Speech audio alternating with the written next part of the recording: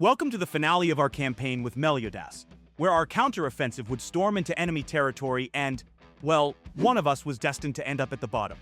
I may be exaggerating a touch, but we would certainly gloat over lost units. On day 38, I was already pushing deep into China and India. Along the way, I bumped into Australia's towed artillery and annihilated it with my helicopters, after building an entire airfield just for them. Off my shores, the Free West popped up too, this time towing frigates and helicopters. Fortunately, he proved weak, only one ship and 2 helicopters, so I shredded him without breaking a sweat. Right now, I was upgrading fighters to level 3, and finally researching theater defense system level 1. Yes, it was late, but better late than never. For now, we were relying on SAM launchers as our missile defense, though we didn't have nearly enough of them. Meanwhile, Australia tried to hunt down my capture minions with his fighters. Revenge, of course, was brewing. My scout had already crept close to the airfield and launched a little drone of retribution. Alas, the revenge drone was weaker than I hoped, and only managed to take out one plane. After refueling, Australia began redeploying his aircraft to another airfield. Predictably, I had anticipated that move. My special forces were already lying in wait to deliver payback number 2. While the plane was en route, an elite attack aircraft wing landed at that airfield. Clearly, Australia intended to use those birds to halt my advance. I wasn't about to give it extra chances. My drone struck again, downing 2 more planes. Still, the outcome fell short of my expectations. Now you can see Belarus delivering a risky strike on an Indonesian city. It was risky because he was flying over enemy territory where he was visible. He got lucky, really lucky, that the enemy wasn't prepared. Not wanting to miss the fun, I began edging toward Indonesia's shores myself. First, I had to clear an air signature blocking my path. Honestly, trying to block frigates with planes is a hilarious tactic, so I swiftly eliminated the poor naval patrol aircraft and moved on. Watch my special forces hop between islands like fleas. There wasn't a single airfield nearby, yet they could pull off an air assault whenever one of my ships with carrier capabilities was in range. Important caveat: the carrier-capable ship must be yours. Otherwise, this trick won't work. Also, you can air assault with as many units as you like. They don't consume your carrier slots. I love that you can land your units on enemy shores from the sea using an elite frigate or other carrier. It's a fast, unexpected strike that's nearly impossible to prepare for. So, as you can see, I use Sri Lanka and a fuel rig as stepping stones to reach Indonesia. Now I could spy without obstacles, if there was anything worth spying on, that is. But infantry weren't the only vacationers I brought to the beach. I also deployed 2 strike helicopter wings to hit the targets my satellite spotted. During the attack, I removed 2 railguns and 6 infantry from our enemy's chessboard. A very solid haul, especially since railguns were hiding in the jungle and suffering a 50% penalty to attack and defense. Taking advantage of the moment, I kept nibbling at a destroyer battle group whose attack radius was half that of my frigates. Still, I had to mind their sight radius. My helicopters shouldn't fly into it, or they'd be spotted. My second strike wiped out the remaining forces near Padang completely. Now I'm about to go after the next target. Guess which one? Right now, I had queued research for drone operators level 2. It's a great tool for knocking out air bases the enemy kept building, and for striking naval targets when needed. An Indonesian recon wing arrived on station. Although, truth be told, it would have been more accurate to say it arrived at the place of its doom, since my frigates were lurking nearby with guns primed. I backed off a bit to stay outside radar range, and then chewed up the defenseless target. On the mainland, I sent sabotage drones just in case to break air bases. Australia refused to give up and tried every trick to slow my advance. Admittedly, on land, he had been largely neutralized thanks to special forces and air power. Meanwhile, I stumbled upon a quirky bug on this map. For some reason, I couldn't sail to the right along a certain sea lane. 1 pixel blocked me. That could be a problem for a naval fight there, but for now, it wasn't game-changing. Now to the main course, the troops in the Indonesian capital and on the opposite shore. I attacked both groups at once, and immediately regretted it, because I lost far too much HP. Naturally, I adjusted my strikes and, over the next 3 raids, focused only on vulnerable targets. By the way, you can spot another bug here which, as far as I know, has already been fixed.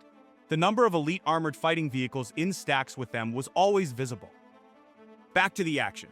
In 4 strikes, I cleared all enemy forces in Bogor, which were mostly strike fighters, infantry, and combat recon vehicles. After that, I went to toy with Indonesian ships. First, I hit a destroyer group with my frigates. My frigates are irritatingly weak, so it takes me ages to kill anything. But on the other side, elite submarines lurked that had just taken out 2 of 3 frigates. That I liked a lot more. Soon I finished off the frigates and moved on to sink the destroyers. Because I was too lazy to chew through them with my weaklings, this job needed a real heavyweight. In the meantime, my frigates shot down another patrol plane as it tried to arrive on station. By now it was obvious that Indonesia had stopped resisting.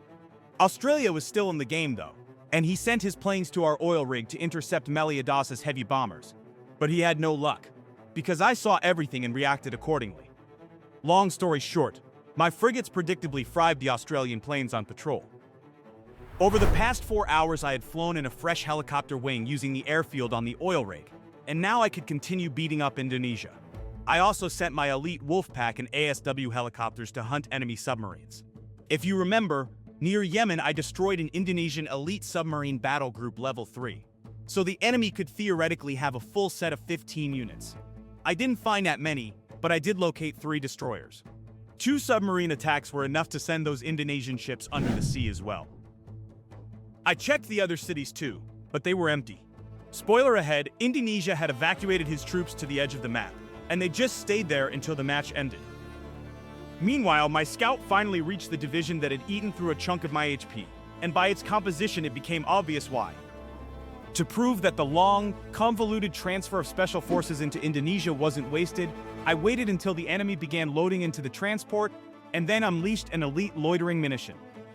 It's a beautiful tool against transport convoys, and thanks to it I wiped out 3 units. But that wasn't the last convoy I had to deal with. Very soon off the Philippines I found a Free West troops heading toward China. Apparently our enemies gave him the right of way and called him in for help. I brazenly invaded Myanmar's territory and Indonesia tried to strike back. If he'd attacked me at sea or while I was still landing with his recon plane, it would have hurt badly. Fortunately for me, by then he couldn't do anything significant. Shortly after I spotted another Free West transport wing, but sadly I couldn't touch it. So I could only watch as it slipped away to a large Indonesian island. Channeling my inner clairvoyant and the analytical powers of a top-tier cone strategist, I predicted the transport convoy's route and prepared my countermeasures in the form of the game's best defensive unit, of course, the elite loitering munition. Now let's see what one drone does to a division with 81 health points. Will it take off 50? Maybe 60? Surprise! The enemy division lost an incredible 71 health points. I hope I'm doing my part to popularize the elite loitering munition well. Let's move on. Meanwhile, off the French coast, a fresh batch of anti-air was gearing up to land. I would have loved for them to torch Meliodas, but since this campaign was for YouTube, I had to temper my glee and pretend to be a good ally.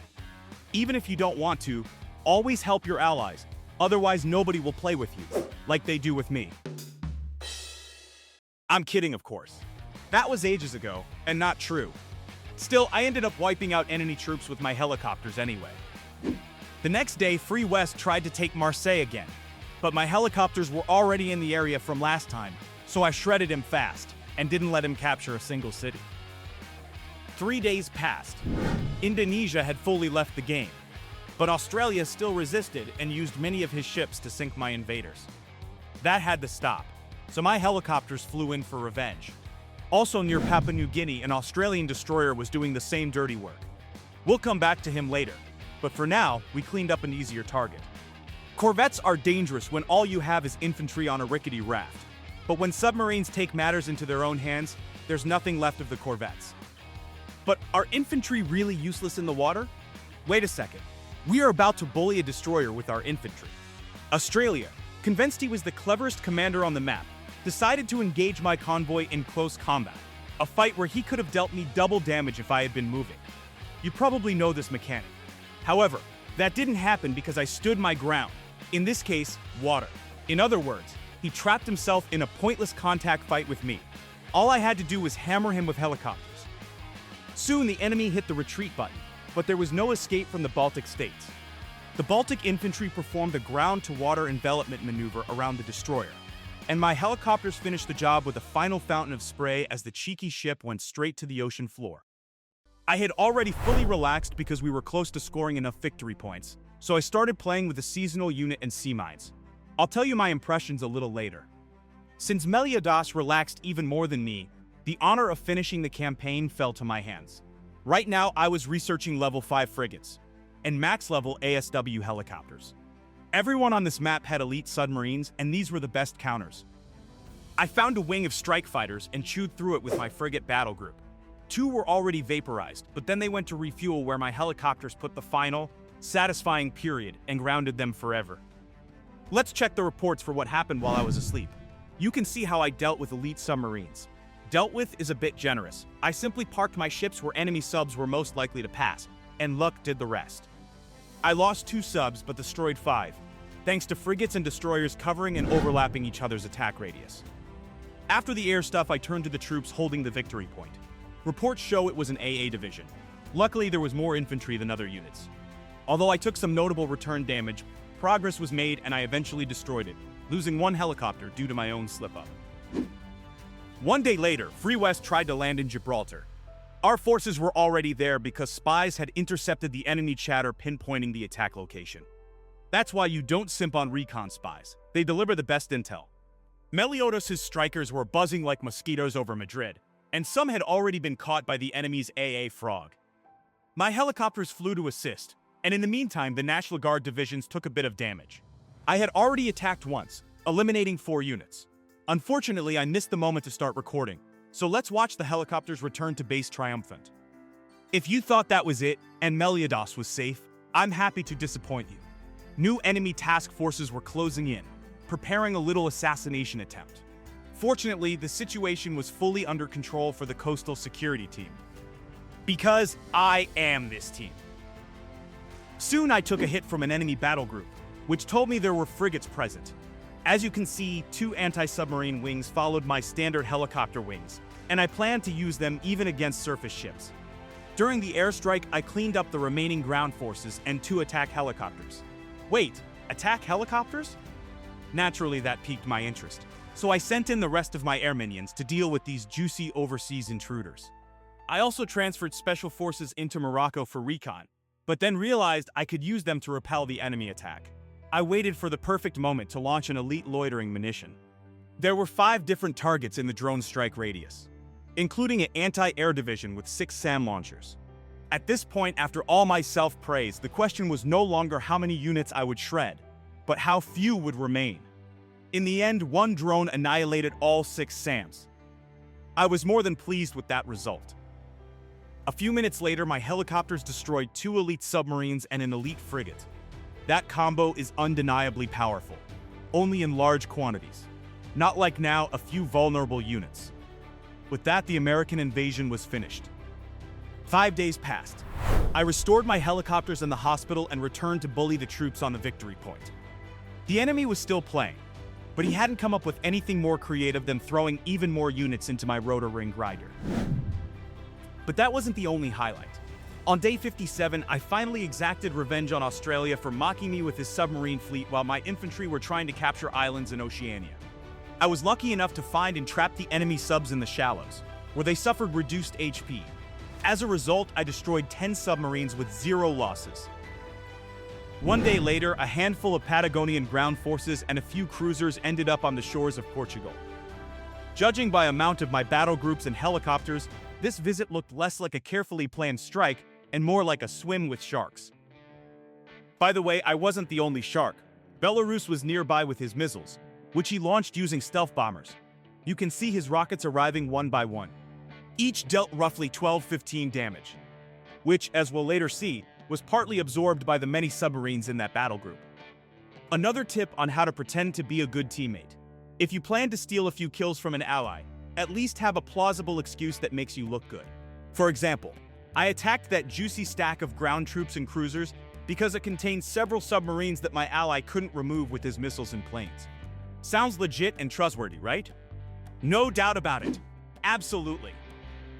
In the end, with naval strikers and missiles on one side, and helicopters and fleet on the other, we quickly sent Patagonia to the bottom to go look for Atlantis.